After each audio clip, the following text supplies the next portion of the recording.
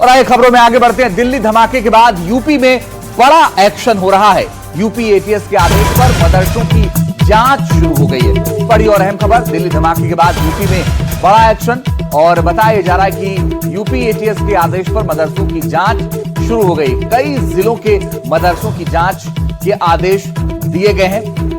मौलवियों, छात्रों की डिटेल देनी होगी। बाहर से आकर यूपी में काम करने वालों पर भी नजर रखी जा रही है। तो मदरसे खासतौर पर राडार पर हैं और मदरसों को लेकर के एक आदेश जारी किया गया है जिसमें जांच होगी।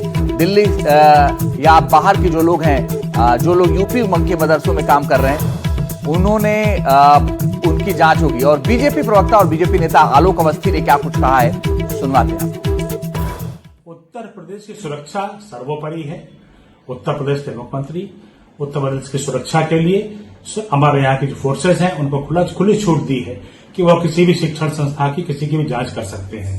जब से दिल्ली ब्लास्ट हुआ है उसके बाद से कई संस्थाएं और कई स्थान जो है चिन्हित किए गए हैं जहां से सवाल जवाब किया जा रहा है। और यह गंभीर मामला है कि उत्तर प्रदेश के अंदर किसी भी तरह के अतिवादी संगठन या आतंकवादी संगठन के पांव नहीं जमने चाहिए। इसलिए उत्तर प्रदेश की फोर्सेस तमाम विषयों पर जांच कर रही है। मुस्लिम स्कॉलर मौलाना कारी इशाक गोरा ने सरकार के इस फैसले पर असंतोष जताया है। साथ ही यह भी कहा है कि उन्हें इस जांच से किसी तरह का कोई डर नहीं है। सुनिए क्या कहा उन्होंने। देखिए, ये जो आदेश आया है तमाम मदरसों के लिए, इसको मैं सिर्फ इतना ही कह सकता हूं कि ये कहीं ना कहीं एक समुदाय को शक की निगाह से देखने वाली बात है। पर मुझे लगता है कि इस पर किसी को कोई एतराज भी नहीं होना चाहिए कि जिसको जैसे कह देते हैं ना कि न कर न डर। तो अगर इस तरह की कोई बात है तो तमाम लोग देने को तैयार है, दे देंगे, उसमें क्या दिक्कत की बात है। और राज्य सरकार के इस फैसले पर यूपी सरकार में मंत्री ओम प्रकाश राजभर ने अपनी प्रतिक्रिया दी। उन्होंने इसे बेहद जरूरी बताया है। सुनिए क्या कहा उन्होंने। देखिए, देश की सुरक्षा के सवाल पर अगर एटीएस ने मदरसों की जांच की अनुमति मांगी है तो सरकार अनुमति देगी। जांच करने का अधिकार उनका है, सरकार को अनुमति देने का अधिकार है। देश के सवाल पे 140 करोड़ आबादी के हित को देखते हुए, उनकी सुरक्षा को देखते हुए तो आदेश तो सरकार देगी। और इस वक्त हमारे अलग अलग जगहों से सहयोगी जुड़ गए हैं। इस वक्त हमारे साथ दीपक गंभीर जुड़ गए हैं, साथ ही रवि रंजन शुक्ला जुड़ गए हैं और रणबीर सिंह हमारे साथ जुड़ रहे हैं लखनऊ से। रणबीर, ये आदेश में क्या कहा गया है, किस तरह की जांच होगी आने वाले वक्त में? देखिए, यूपी एटीएस की प्रयागराज इकाई ने एक चिट्ठी लिखी और उस चिट्ठी में 8 जिले जो प्रयागराज यूनिट में आते हैं वहां पे अल्पसंख्यक कल्याण अधिकारियों से पूछा कि कितने मदरसे हैं, कौन कौन पढ़ाता है, कौन कौन बाहर का रहने वाला है, कौन कौन पढ़ते हैं और कौन ऐसे लोग हैं जो उन मदरसों से जुड़े हुए हैं या उसकी फंडिंग। ये सारे ऐसे सवाल हैं जिसमें प्रयागराज, फतेहपुर, इसके अलावा कौशाम्बी, प्रतापगढ़, भदोही, माफ कीजिएगा, बांदा, महोबा, हमीरपुर, चित्रकूट, ये 8 जिले हैं जहां से जानकारी मांगी गई। लेकिन सिर्फ इतना नहीं है कि सिर्फ प्रयागराज और आसपास के जिलों में मांगी गई है। उत्तर प्रदेश में कुशीनगर, बलिया, गोरखपुर, गाजियाबाद, मथुरा, ये सारे ऐसे जिले हैं जिन जिलों में एटीएस ने लिखित तौर पे नहीं लेकिन मौखिक तौर पे जानकारी मांगी है। तो एक के बाद एक सारी जानकारियां इकट्ठी की जा रही है। ये जाना जा रहा है कि कौन कौन लोग हैं जो मदरसों में पढ़ाते हैं। और खास तौर पे जांच का जो दूसरा एंगल है वो ये कि उत्तर प्रदेश के कई शहरों में, कई फैक्ट्रियों में बाहर से आके लोग काम करते हैं। बहुत सारे ऐसे मेडिकल स्टूडेंट्स हैं जो बाहर के स्टेट्स के हैं। ऐसे में इन लोगों का एक डिजिटल सर्विलांस किया जा रहा है कि कौन किससे बातचीत करता था, किसकी कहाँ ज़्यादा बातचीत थी। और ये लोग जो आके बाहर से रह रहे हैं, ऐसा नहीं है कि सब कोई आरोपी हो जाएगा, लेकिन जाहिर है कि जब इस तरह की जांच होगी तो उसमें कुछ लोग शक के आधार पर उनको हिरासत में लिया जाएगा। उदाहरण के तौर पे सहारनपुर में एमबीबीएस के 3rd ईयर के एक स्टूडेंट को हिरासत में लिया गया। हिरासत में लेके जब पूछताछ की गई तो कुछ खास नहीं निकला तो उसको छोड़ भी दिया गया। लेकिन ये एहतियातन डॉक्टर शाहीन, डॉक्टर परवेज और बाकी जो 3 और डॉक्टर्स उत्तर प्रदेश से गिरफ्तार किए गए थे, इन सब की गिरफ्तारी के बाद जो जानकारी है वो एटीएस को चाहिए थी और उसी कड़ी में ये जानकारियां मांगी गई हैं। तो लगभग 15 से ज्यादा जिले हैं जहां पर ये जानकारी मांगी है। रवीश बने रहेगा, हम लौटेंगे आपके पास। रवीश भी हमारे साथ जुड़े हुए गाजियाबाद से। रवीश, ये जो जांच का दायरा है, चूंकि उत्तर प्रदेश बहुत बड़ा है, तो क्या एक टाइम फ्रेम होगा या सिर्फ और सिर्फ ये तय किया जाएगा कि भाई एक सर्विलांस के तौर पर ये फैसला है? क्या है ये? जी देखिए अंजित, जब ये दिल्ली में बम धमाका हुआ तो उसमें कहीं ना कहीं जो शाहीन सईद है उनका जो तार है वो कानपुर उन्नाव से भी जुड़ता हुआ दिखा और वहाँ पर कुछ मदरसों को उनके फंडिंग करने की भी बात सामने आई। उसके बाद से जो है वो जांच एजेंसियों के राडार पर कई सारे मदरसे आ गए और उसी के तहत अभी जैसा रणबीर बता रहे थे कि तमाम सारे ज़िलों में मदरसों से संबंधित जानकारी मांगी गई थी। 2022 में भी आपको याद होगा अंजित कि मदरसों का एक पूरा विस्तृत सर्वे करवाया गया था और उसमें गाजियाबाद की अगर खास तौर पर हम बात करें तो गाजियाबाद में तकरीबन 145 जो मदरसे हैं वो अवैध निकले थे, यानी उन्होंने कोई मंजूरी नहीं ले रखी थी और इन मदरसों में बड़ी तादाद में जो बच्चे हैं, जो शिक्षक हैं वो भी पढ़ा रहे थे।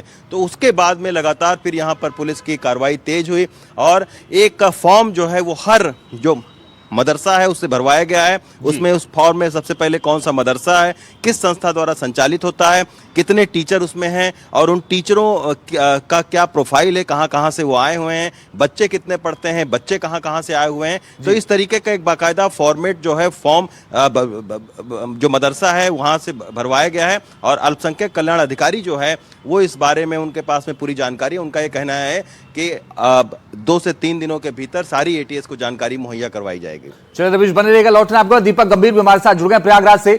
दीपक, प्रयागराज यूनिट ने ही पहली बार ये खत लिखा और ये कहा कि जानकारी चाहिए। क्या अवैध मदरसों की संख्या उस यूनिट में ज्यादा लगती है या फिर ये लगता है कि कुछ ऐसी गतिविधियां हैं, हालांकि जो लोग निर्दोष हैं उन्हें छोड़ा भी जा रहा है?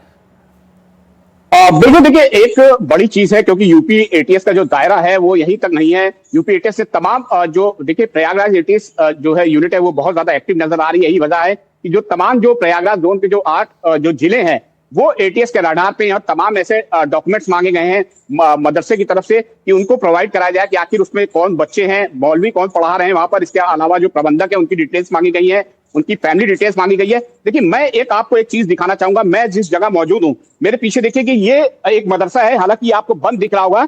इसकी वजह मैं आपको बता दूं कि अगस्त 2024 में मतलब पिछले साल यहाँ पे इस मदरसे में रेड पड़ी थी।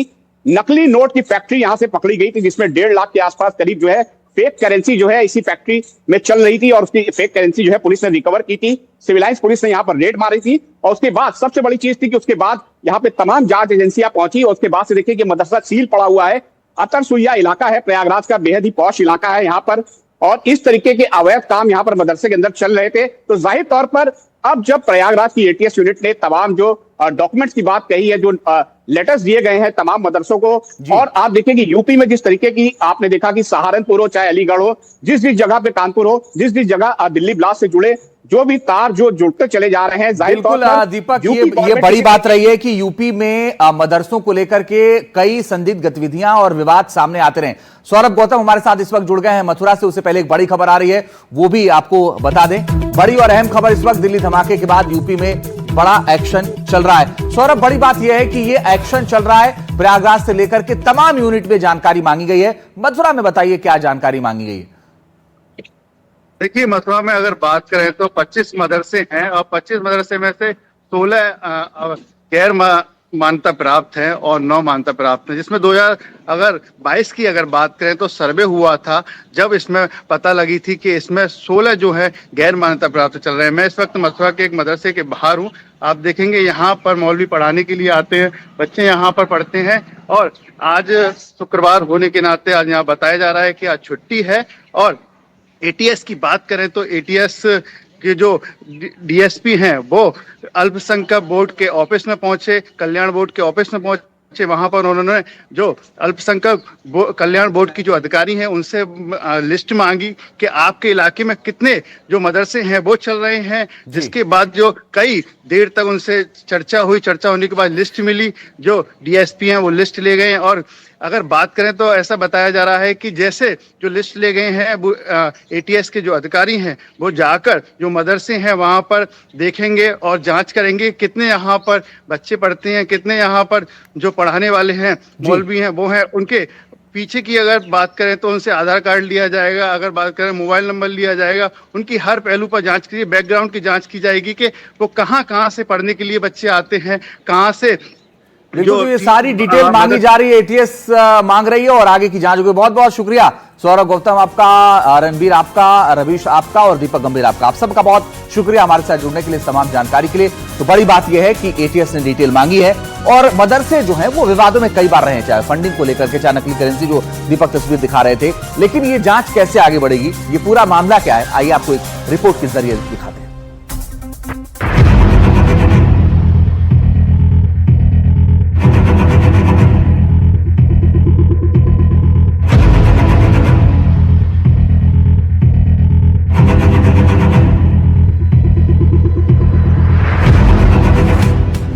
यूपी के मदरसों में खलबली, एटीएस खंगाल रही कुंडली।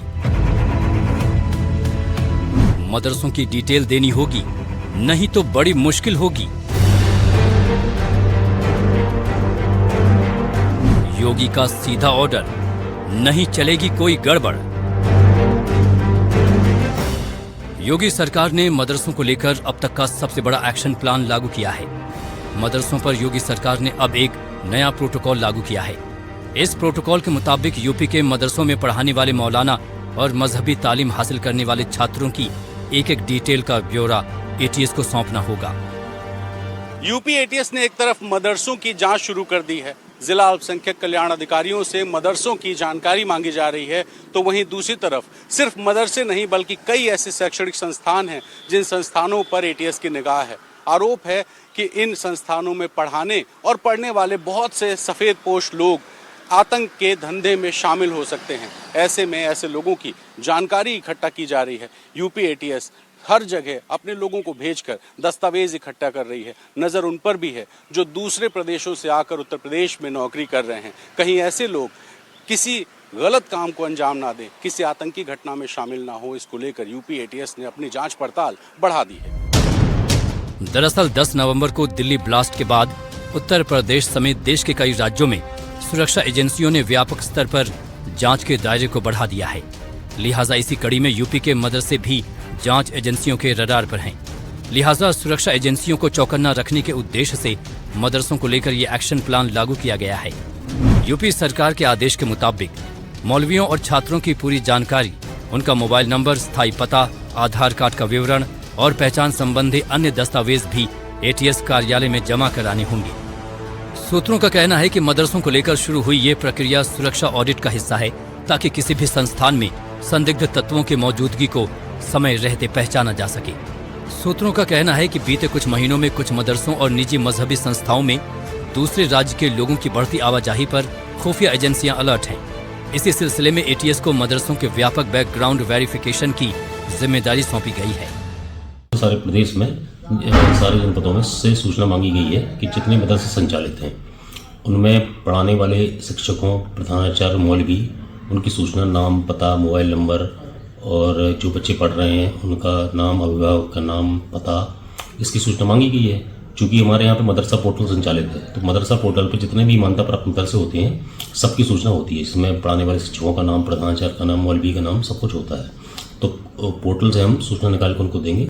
दरअसल आंकड़ों पर नजर डाली जाए तो उत्तर प्रदेश के सभी 75 जिलों में 25,000 के करीब मदरसे हैं, जिसमें सरकारी या अनुदान प्राप्त मदरसों की संख्या करीब 560 है, तो वहीं निजी मदरसों की संख्या करीब 16,513 है।